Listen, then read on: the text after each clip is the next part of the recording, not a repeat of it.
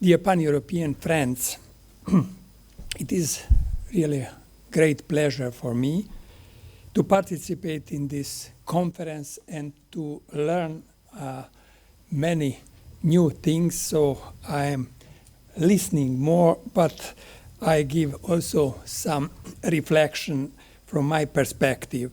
So I would first of all thank you for the invitation and congratulate the Montenegrin Pan-European Union and President Đurović and the excellent colleagues and associates on this really successful organization of the conference. Let me say only a few words about the Montenegrin Pan-European Union, because a few years ago, so we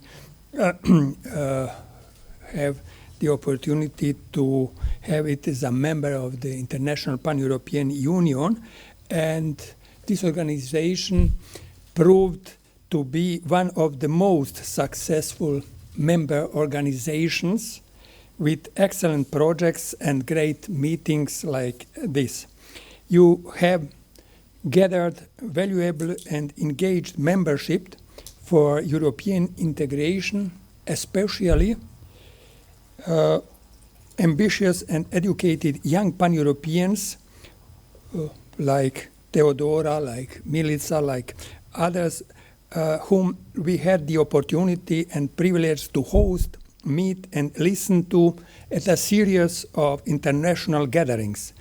That's how you became one of the strongest drivers, so would I say, of European integration in this part of Europe. Europe needs enthusiastic and active integrators. In the last European elections, the citizens showed their opinion that the European Union must not go towards further disintegration, but rather integration. In the pressure and dangers from the outside, the need for connection and solidarity inside, according to the principle of unity in necessary matters, grows. And this can be seen in all political segments, even those who declare themselves Euro-skeptics until yesterday. I hope that this joint effort of ours for better European communication and understanding about the danger of climate changes will be also a valuable contribution to the integration process. In this context, the recent announcements about the further enlargement of the European Union should be particularly welcomed. Montenegro has certainly made the most progress thanks to the persistent commitment, among others, of the former Minister of the European Integration, Professor Đurović. I would especially like to emphasize that the enlargement is a fundamental geostrategic interest of the European Union. Now, can the Europe cope with the challenges that have arisen? There are many different challenges, from war and destruction to natural disasters. But surely one of the most pressing challenges, not only for Europe, but also for the whole world, is the issue of climate change and global warming. That's why I'm glad that you took this topic into the center of deliberation at this conference. Gordana prepared an excellent analysis and a useful overview of the situation in the candidate countries in her studies, and nowadays climate change manifests itself in an increased number of natural disasters. They are partly caused by an irresponsible approach to nature and increased economic exploitation. Negative effects are caused by accelerated industrialization, a race in energy exploitation and production, intensive agriculture, and increased construction of roads under the guise of primarily increasing private profits. In some parts of the world, immediate hardships with wars and migrations also contribute to this. All this disrupts the preservation of nature and threatens the future of life on Earth. As an example, we can mention how large lakes like the Lake Prespa in neighboring Macedonia, Albania, and Greece are drying up. Scientists warn that the Earth's poles are melting, sea levels are rising, and coastlines are receding on several continents. All this is accompanied by a new and stronger forms of storms, hail, tornadoes, or typhoons. In many parts of the world, droughts and wildfires are occurring on a huge scale, from California in America, Australia, and South Africa to Europe, many countries, Montenegro, Croatia as well. In recent years, we have witnessed such phenomena in Greece, Spain, and now we are again witnessing floods of biblical proportions and cataclysmic scenes like in 2014. And that's in Croatia now the really big problem, but I think in some other countries as well.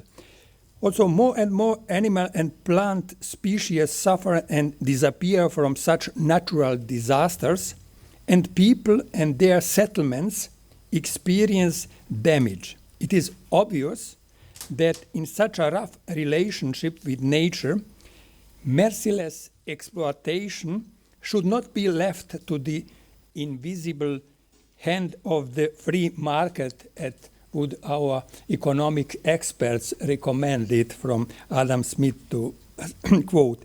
It should be regulated by appropriate legal, ethical, and political rules of action. And I'm very glad that we could see all the measures done in Europe, and especially Europe is in this respect the leader of the world, and it is a special mission of Europe globally seen. Otherwise, nature will show more and more helplessness, so human survival on planet Earth will come into question, as well as existence of other living beings. So I'm going to give you shortly several information and share with you my deliberation on the climate situation and Green Deal policy in Europe with special regard to Croatia. As it is well known, all EU countries are still far from the goal formulated in the Paris Climate Agreement to limit global warming to 1.5 degrees Celsius. The European Union has set itself this goal of being climate neutral by 2020. Croatia and Cyprus are among the countries that have the most useful measures according to an analysis by the Frankfurt startup RIDE. This analysis was based on climate measures already taken, not on announced projects. reports this German new agency. Recently, the Intergovernmental Panel on Climate Change warned that without drastic changes, the goal of limiting global warming to 1.5 degrees would be exceeded already in the 2030s. The UN Climate Change Secretariat predicted in October that global warming could reach 2.5 degrees Celsius by 2100. According to the calculation, Croatia and Cyprus are the best of the EU countries. If the whole world functioned like those two countries, global warming by 2100 would be 3.1 degrees Celsius. In comparison, only I would mention Germany. The value is 4.4 degrees Celsius, or Luxembourg, for example, 5.3. Fears are growing that the world will not be able to meet the goal set by the 2015 Paris Climate Agreement, a legally binding treaty that requires countries to limit global warming to 1.5 degrees Celsius. The government of the Republic of Croatia created the climate change adaptation strategy for the period up to the 2040 with a view to 2070, which was accepted by the Croatian Parliament on April 7, 2020, also 3 years ago. The data of the climate survey conducted by the European Investment Bank in 30 countries in August and September 2021, also 2 years ago, are very significant. They show that Croatian citizens strongly support the introduction of new environmental measures. This especially applies to cleaner energy sources.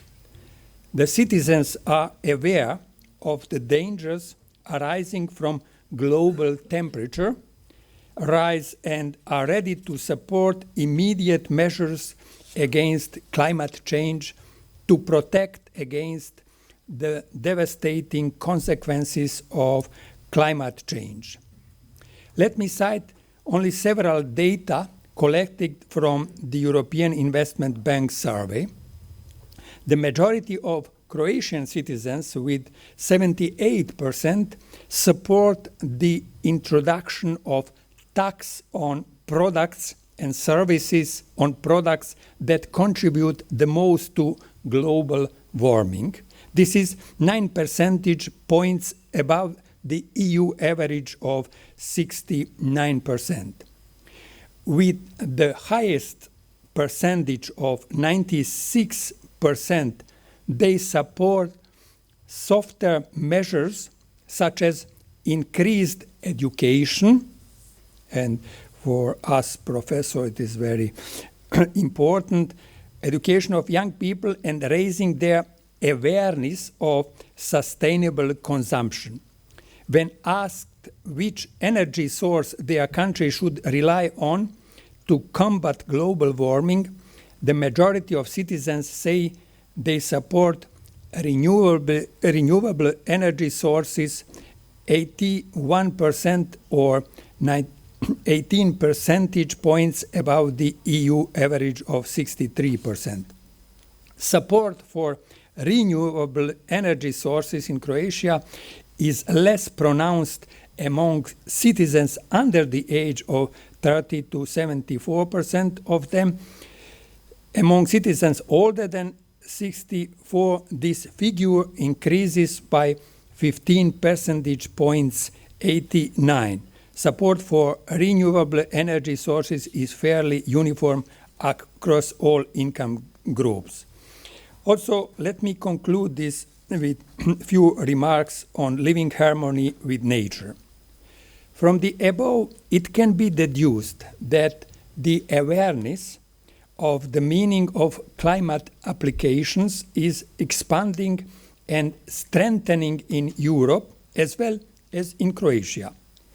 We can proudly state that Europe is leading the way in setting goals and implementing climate change adaptation policies with a lot of money. So now it is for me very informative. Likewise, citizens in Croatia as well as throughout Southeast Europe attach great importance to the fight against global warming and support the European Green Deal agenda. At the very end, I would like to add one more personal contribution to deliberations about current problems. I would refer to the insights I presented in my talk on ecotopia topic at Keimyung University in Daegu, South Korea, 27 years ago. My reflections were published then in Korean and German in an article entitled "The Powerlessness of Nature in Hegel."